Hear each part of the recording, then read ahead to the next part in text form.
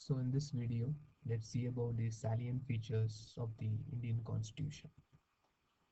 The first most foremost feature of our Indian Constitution is the lengthiest attribute of our Constitution. Originally, our Constitution had 395 articles, but now it has 448 articles, which is organized into 25 parts, 12 schedules, with 5 appendices, and as of January 2017, it is having 101 amendments. If we compare our constitution with other countries, US has 7 articles, Canada has 47 articles, and Australia has 128 articles. But our constitution as of now has 448 articles, and thereby, obviously, with no doubt, it is the lengthiest constitution in our world. So, what are the factors that made our constitution such a lengthy one?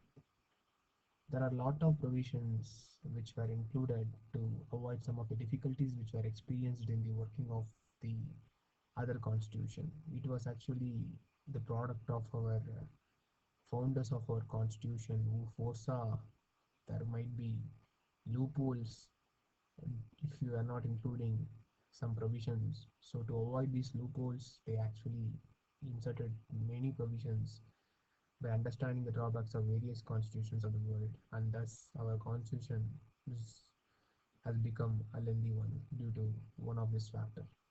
Other factor is it contains a structure not only for the central provisions but also for the state. So the attachment of the state provisions has made our constitution further lengthier. Another factor is the vastness of our country and also the presence of the various caste, religion, language, and also to address the problems related to these divisions. Some provisions were inserted which made our constitution voluminous. And also, our constitution has adopted a lot from the Government of India Act 1935, which was introduced during the British Raj, and which itself was a very bulky document, and thereby making our constitution further lengthy. And also, it contains detailed provision for the center-state relationship. And last but not the least, there are some provisions which for the special status states like Jammu Kashmir and Assam, Mizoram, Nagaland, etc. So all these factors has contributed more provisions to our constitution and hence large number of articles, and thereby making our constitution the lengthiest constitution in the world. The second feature of our constitution is the following phrase, which is presented in the preamble, which actually promotes and establishes our state as a sovereign, socialist, secular, democratic republic. We all know that by the word sovereign, we mean that our country has supreme and absolute control without interference of the other foreign bodies in its administration as well as in exercise of its power. So India is independent in ruling its own state as well as its affairs.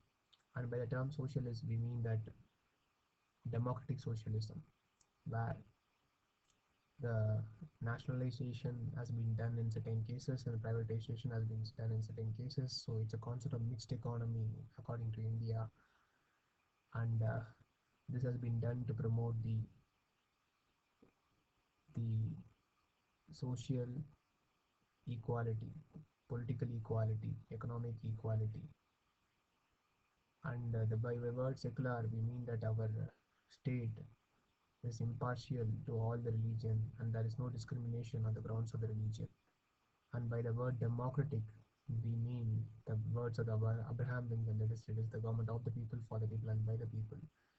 So we people actually elect the representative who actually takes decision on behalf of us. And by the word republic, we mean that actually in India there is no hereditary system of rule.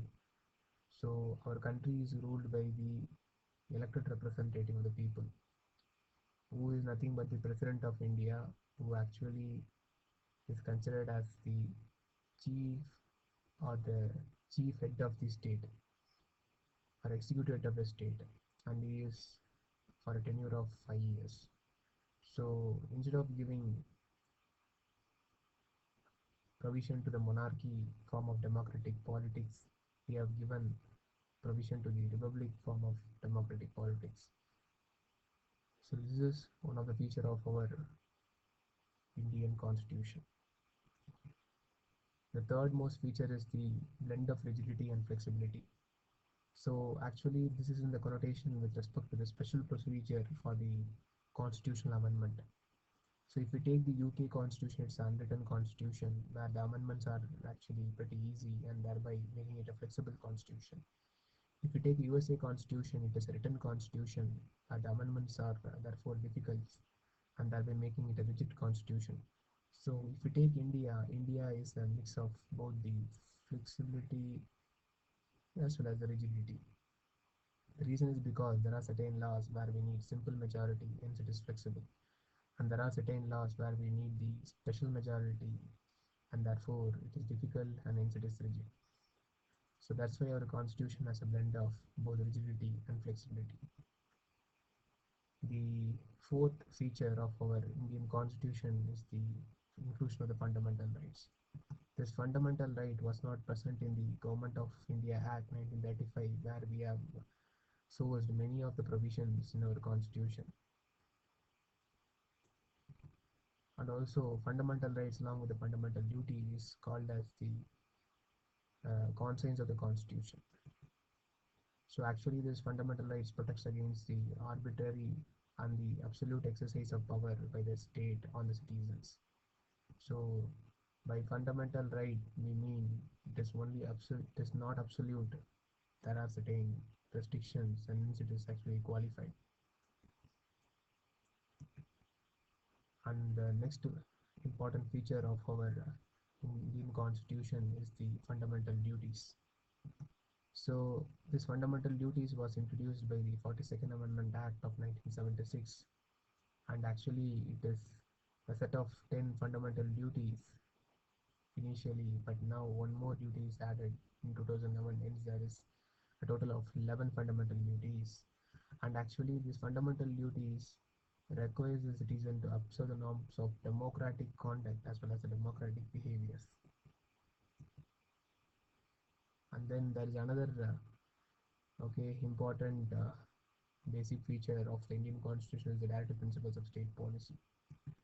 So this actually gives positive direction to the state to promote the welfare of the people. So it is not justiciable, but it is fundamental for the governance. That means it cannot be enforced in the court of law.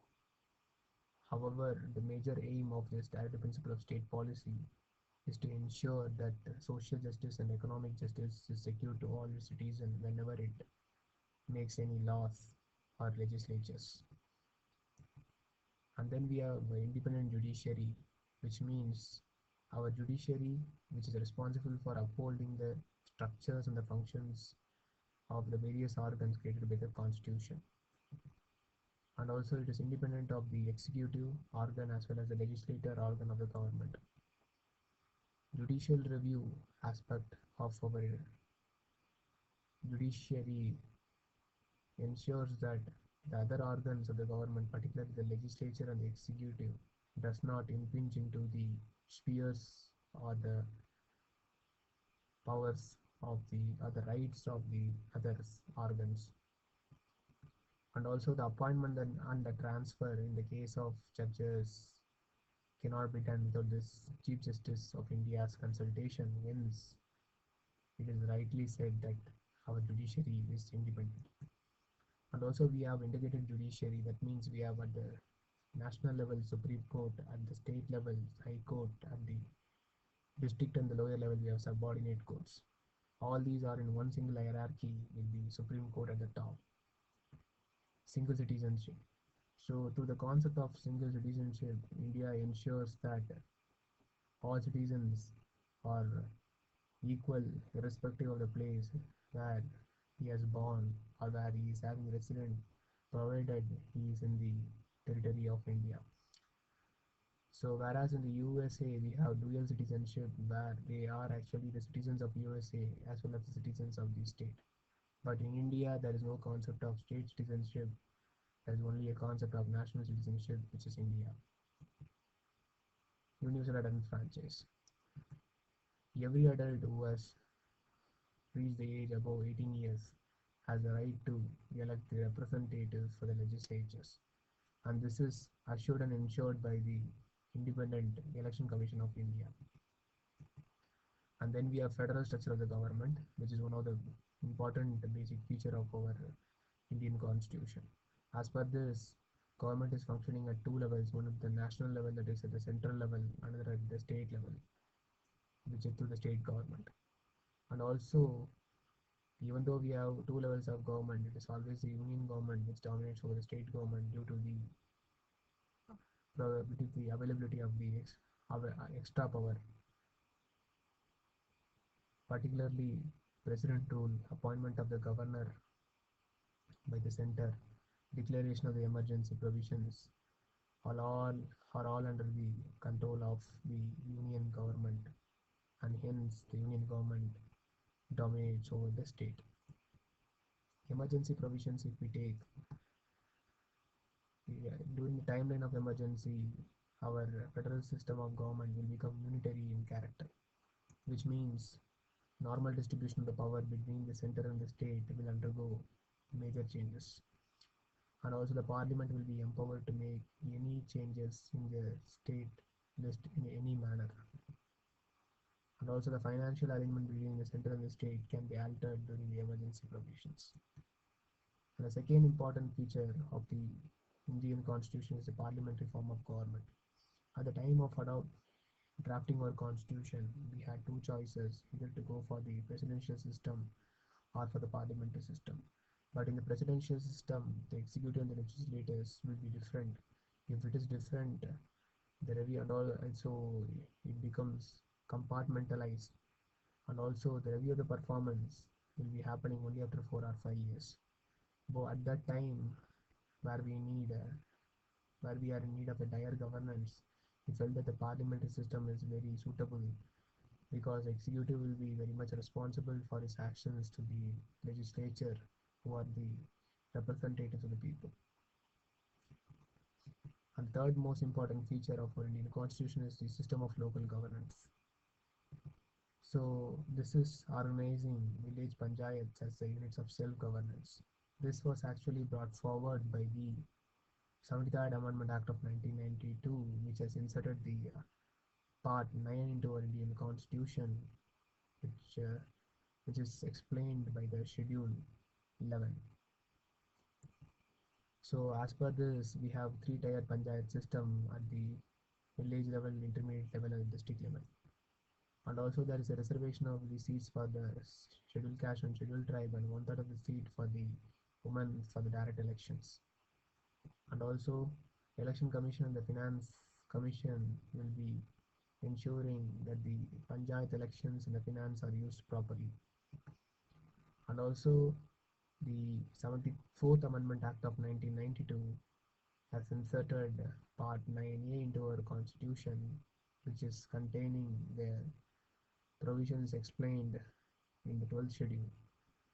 As per this act, we can have three-tier Nagar Palika system, so thereby empowering the urban people to manage their own affairs.